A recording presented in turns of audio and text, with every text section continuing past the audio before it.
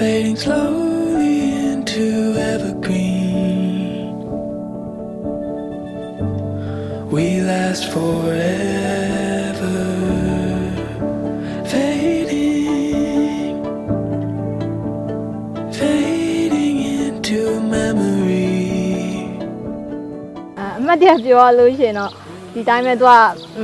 အမှန်တော့အိမ်မရောက်ခင်ပေါ့နော်ဗလက်တိုင်းတွေမှာ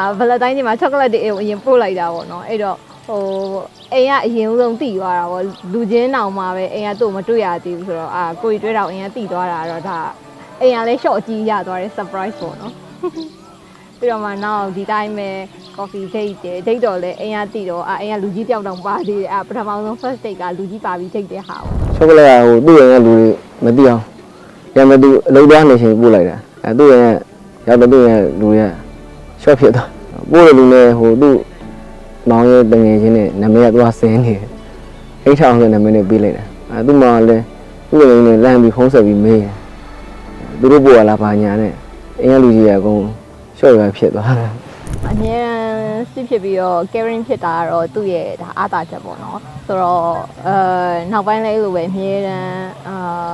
ကောင်းသူဆိုဘက်ပေါ့နော်တယောက်နဲ့တယောက်နားလည်မှုတွေရှိပြီးတော့ support လုပ်ပြီးတော့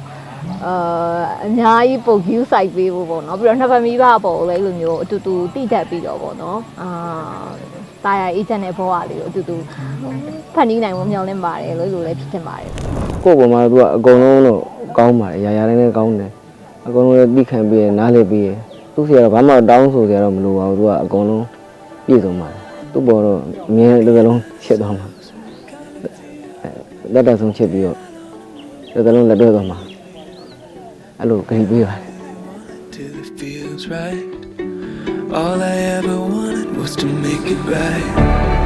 Open up and watch me turn around and let me know.